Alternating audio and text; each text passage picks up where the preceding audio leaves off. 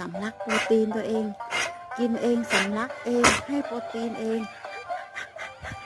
สำลักโปรตีนฮะสำลักโปรตีนตัวเองเหรอจะตุยหรือยังตุยเลยเป็นไงอร่อยไหมเป็นไงฮะแน่จริงก็จุ่มสองข้างสิจะได้สำลักมากกว่าเดิมเอาเลย